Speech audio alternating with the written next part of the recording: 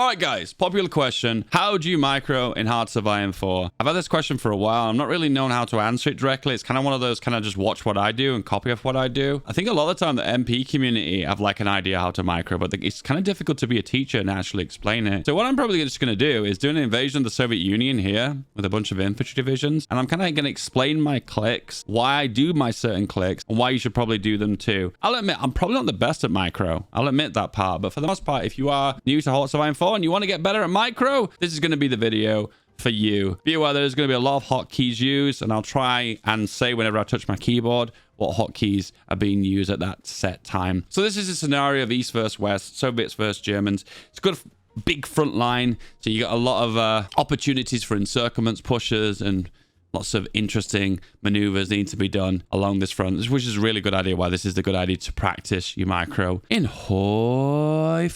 Okay, let's just show the infantry division we're using. It's the one you start the game with, is the main infantry division. So this is your main infantry across the front line. Then next up, we have our attacking division. This is the one that's going to make pushes on the front lines and make encirclements and break the fronts. It's got more soft attack. The reason I've gone with this template is it's just very simple. Just to illustrate micro on a basic level. We're not getting too complex by comparing it with air forces and comparing it with tanks and whatnot. We're trying to keep it as simple as possible. The one thing I probably have missed that would probably help would be anti-air. So we're just going to slap that on to the divisions in question. Exercise all the boyos to level 3. Make sure they've got the maximum fighting capabilities. All right, the first thing we're going to do, which is a little bit of an exploit, but you do see people in multiplayer do it quite often, is you make a field marshal front line, but then the main attacking force, you don't actually assign those to the front line. But if you do want them to gather up in a set location, what you can do is press Z, which is in this case your front line. That's why I'm British, I say Z instead of Z. Move them to the front line,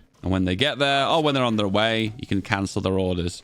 And now they're on the front line. It goes without saying, you're going to really need to do motorization priority because supply is going to become a bit of a nightmare. We're trying to build up our railways to take that into account. So it's just something to be aware of. All right, let's declare war on the Soviet Union. So the reason why we did that, which seemed a little bit confusing to begin with, which I'll explain in a moment. If you're on the front line of your field marshal, but not attached to the field marshal's front line, which is this one, you do actually gain ticking planning bonus. Again, an example, I'll attack with these guys. You can see you lose a bunch of planning bonus.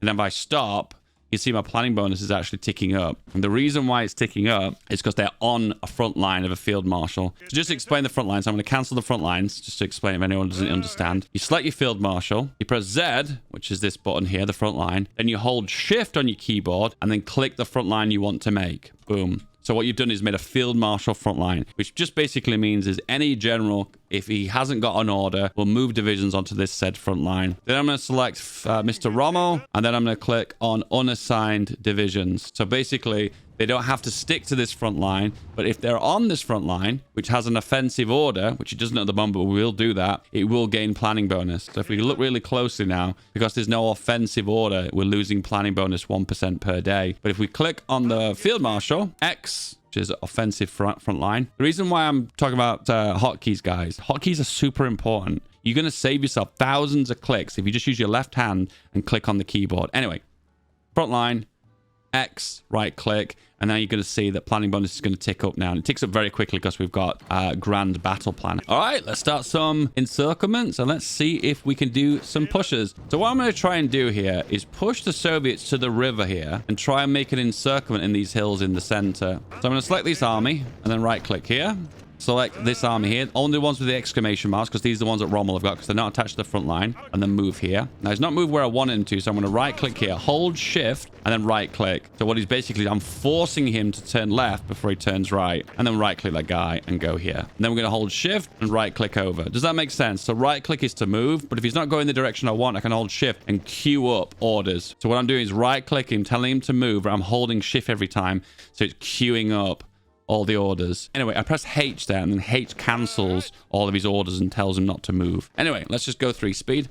and off we go. And you can see they're initially making a push here, and it looks like in the south they're going relatively well. In the north, struggling a little bit. What you can do though, press space to pause, is I'm going to select my infantry and then hold control key and then right click on this battle. You can either click on the division or you can click on the bubble, and what it'll do is an assist. So what that basically means is the front line will get expanded, so more firepower can be deployed into this tight area. However, when this battle is won, this division will not move forward. So what he's doing is supplementing supplementing the front line with more firepower with a support attack to eventually break the front line and push forward. All right, he's won the battle. He's moved forward. He's currently right now defending, so I can't move him unless I retreat. Oh, there we go. We've got an option to move forward, so we're going to right click there. He's pushing in the south once again. Be aware that I've told the full stack to move forward, and this is quite bad because if you're moving full 10 divisions, that means this one could be empty and then I could get encircled. So what I'm just going to do is select 2 divisions, hold shift, click onto them, and then right click here. I'll press H, and that just means that these guys will wait behind these 2 guys while these guys move forward. Feel free to play the game a little bit, watch this again, play the game a little bit, watch a little bit then, and you kind of get the idea of how micro works in Hearts of Iron 4. Same again, but this time what I'm going to do is select the full stack of 8 divisions, press S, which is split, means it will half the number, only selecting half the divisions. Then I'm going to right click here. Now hear that sound? Can you hear it? That basically is telling you they can't do that command right now because they're currently being occupied and they're currently doing something else. You can keep right clicking, what most people do in multiplayer, and to eventually get the option to be able to do it. It's almost like when they've just completed an action from moving from a territory to another, there's like a cooldown period where they can't actually do anything. It's built into the game mechanics. It makes sense because a lot of people in multiplayer did actually exploit those mechanics. He's pushing northwards here. He is in multiple combats. But you know, multiple combats is quite a bit of a pain in the ass. Because if you are in multiple combats, you will suffer from a big attack penalty, which can be quite painful. Be aware here, we want some divisions to stay behind because we don't want to get encircled. So I'm going to press S to half it from 20 to 10. S again, and then I press H. That basically just means that these 3 divisions will now stay behind and hold the front line. And there we go. On pause. He's moving forward. And congratulations. It is Hearts of Iron 4. You have made your first encirclement. You can win wars World War I style if you want to, just by pushing the entirety of the front line back, but you will suffer huge amounts of manpower losses and equipment losses. In this case, though, we're in the World War II world here. Encirclements are the way forward. Now, be aware that AI will panic now. It'll see, oh crap, these divisions are encircled. I need to try and break them out and release them. And hence the reason why he's making an attack here. But don't be afraid of this attack here. It did show that I was losing. Don't worry about it. We're not losing. Usually you get a bit of a feel for these bubbles and showing if you're winning or losing. And you get a bit of an idea if you are winning or losing. You only really need to worry about it if it shows 70, 80, or 90%. 70% of green means you 70% chance this battle is completed and you will win. But if it was 70% red or 80% red or 90% red, that's something you need to worry about. We're going to select Mr. Rommel, and then we're just going to right click. So we've basically selected all of Rommel's divisions, and we're basically telling him to close this pocket now as he pushes back in. You can see they're having supply problems, and more than likely they're going to get the encirclement penalty, which can be quite brutal. And there we go. That illustrates a nice example of encirclement. Now you've pushed forward. The beauty of this now is there's an extra salient here that you could close and potentially get another encirclement. So let's do that. We're going to show it a little bit easier this time, though. This is the noob method. It's less clicks method, which I always think is a lot better. What we're going to do is select the entirety of the army. Then we're going to right click. Then we're going to press S to split. Then we're going to hold shift and right click. Then S to split. Then shift and right click. And then go. So just explain what's going to happen here. The first full army of 30 divisions will attack into this region, pushing through these 2 areas. S. Then I basically say that 15 of the divisions will stay behind here, with another 15 will push into this one. Then half of the 15, 7 or 8, will then push into here. Let's see if it does exactly what I want it to. Be aware that they've not orderly moved from this area to this area. They're actually pushing a little bit to the eastward as well. It looks like he wasn't able to push, so I'm going to give him a bit of an assistance there and just shift and right click down. Yeah, we're pushing. The supply is looking pretty bad. This is probably something you want to try and avoid doing in HOI4, because you can see we've got too many divisions in one region. Press F4 for supply map mode. You can see that I'm suffering from a big supply penalty. If we click on the bow and click on the little low supply, we're suffering from a 20% attack penalty and also a 51% breakthrough penalty, which is particularly brutal. But however, these divisions are particularly strong. They're still pushing. They're still breaking. They're still going. I believe in you. Are we going to be able to break through here? Is it going to be possible? I actually don't think we have the right high command. Let's see if we can select the best high command. That'll probably do. Oh, really? Really, AI? Right now?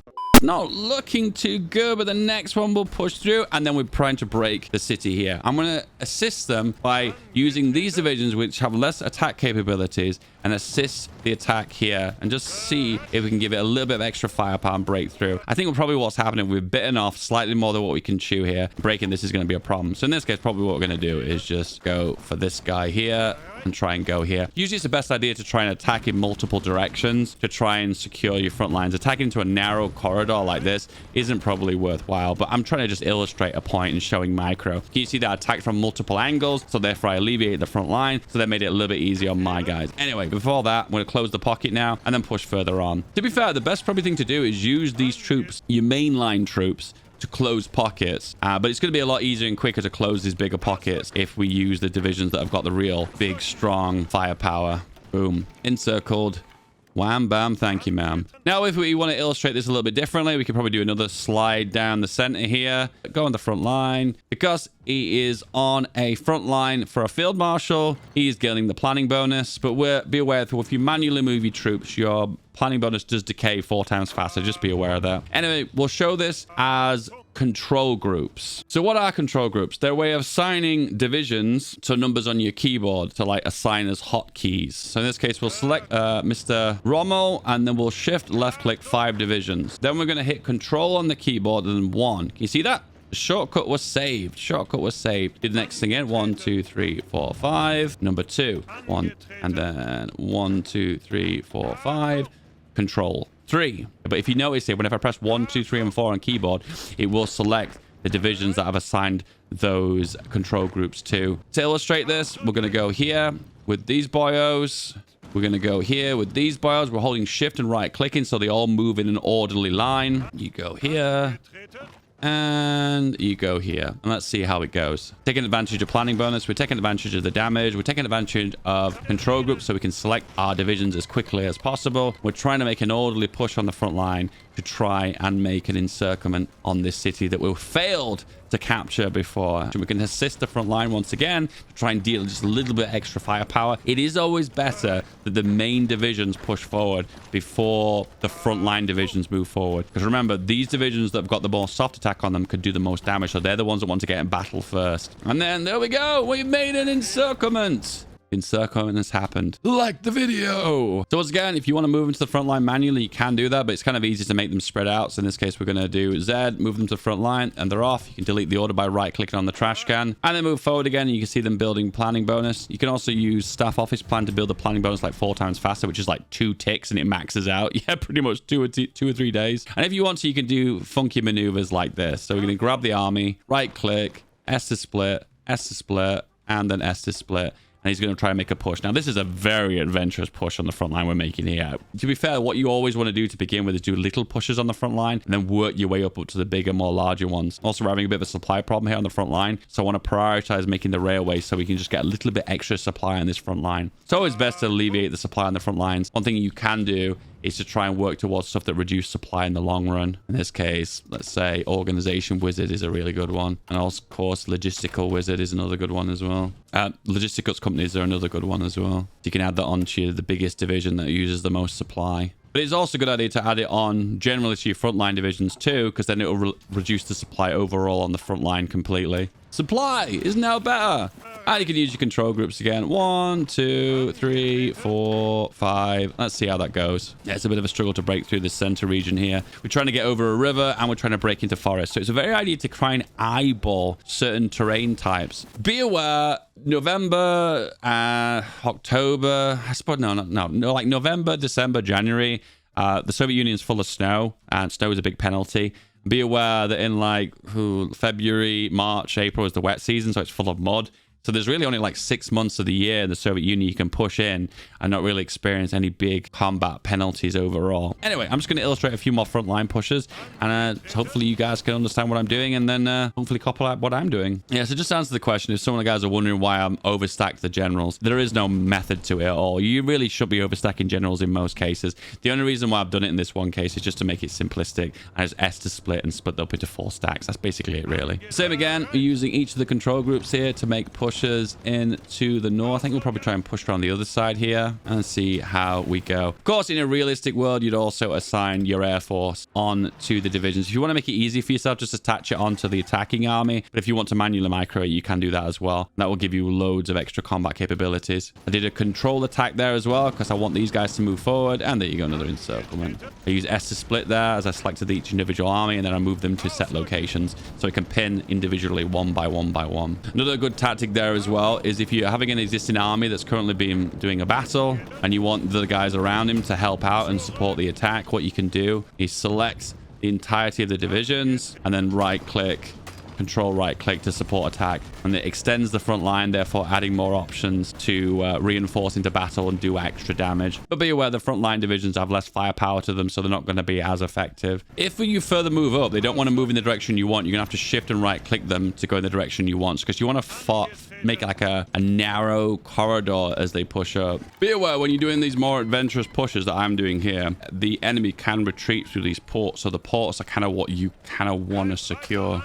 Mr. Rommel and right click on the ports. I did the S to split and then right click and then right click. I only made those adventurous pushes because I knew for certain that I could break these front lines. I didn't want them to retreat out of the ports. And there we go, we've secured them in the north. Right click, attack all the front line by clicking on the general. S, right click, half the divisions will go here too. You got to do that because otherwise they'll just keep retreating back and forth, which is going to be a little bit frustrating. Reaching the point now that the AI in the front line is getting significantly weaker, so their ability to hold out a big front push is going to be less likely. So we're going to do a bit more of an adventurous push now by breaking 2 front line ports and then breaking all the way down to here. Once again, if you want the maximum attack potential, you want them on the front line to build some planning bonus. Right now, I've made a push here where they've never had an opportunity to make any planning bonus. So right now, their attack capabilities are less, but I felt relatively confident I could do it. Once again, these guys on the back line, I can just use those to close the pocket while I'm using my main attack force to push forward. If you want to, you can be a little more adventurous now and push forward and try and take advantage of planning bonus. Make a gap in the front line. A good combination is battle plans, but also paired up with making pushes on the front line with big adventurous pushes like this. So you can see now I made a push with the battle plans, and you can see there's a bit of a salient here. So what you could do is move the guys over. Getting a bit lazy now with the frontline pushes. I do so much micro in my videos, I kind of get a bit lazy with it. So I'm just hitting my control groups 1, 2, 3, 4, and 5, and they're just kind of like spam right clicking as they move forward. And I can see there's like an opportunity for a pocket here, so I'm going for that. As you can see, winter time's kicked in now. We have snow. Look at the penalties for snow. Minus 40% attack, minus 30% breakthrough, 50% speed reduction. But if you've reached this point already, the AI is already weakened and broken. So at this point, that penalty should make a big difference, and you should be able to break them relatively easily. All right, guys, that's pretty much it. Just to summarize the hotkeys I went through really fast. So we've got Z to make a front line. You can either drop it by left clicking or you can right click and drag. Just be aware of that. When drawing a field marshal front line, be aware that you need to hold shift. Otherwise, it'll create this really ugly front line with the individual different colors, which you really don't want because it causes sometimes gaps to happen in the front line, which isn't a good idea. If you right click on the trash can here, it will give you the option to delete all orders, which is just a lot more inconvenient than having to do stuff like this. Like X is the offensive front line, so you can make multiple offensive lines. You use control to assign them. S to split, you can control multiple ones. A support attack is control right click. You can see the red line means that they're going to attack and move forward when they win. But the blue one means that when this battle is won, they'll stay in place where they are actually before. It's also really important too that if you're not winning a battle, you want to press H, and H is hold. Halt all the selected units. It is quite good time in some instances of desperation to spam H to tell your division to hold in place. Oh, there's shift clicking too, so you can set actual patterns, which can be quite handy if you want to do more complex pushes forward. I guess in a weird way, when you're doing like stacking different moves, it's a bit like a battle plan, isn't it? Oh, spaghetti! And also don't forget of control groups, since if you want to assign like this full army to a control group, you could if you wanted to. So control 0, and whenever I press 0, it will select the army. And if I double tap 0, it'll move to where most of those divisions are located. Yeah, guys, I can do a more advanced tutorial talking about microing of planes as well as using actual tank divisions if you want me to in future. But I feel like this illustrates a basic micro guide to let you guys maybe play a little bit more efficiently. If you want me to expand on this or anything you don't understand, please let me in the comments below. And if you want to support me as a content creator, why don't you hit the join button below this video and buy me a coffee? That would be really kind of you. And if you can't afford that, don't forget to like and subscribe. Hey, you want more videos like this? Then give this one a click. This is the video that will work out best for you. This is the one you'll love. Click it.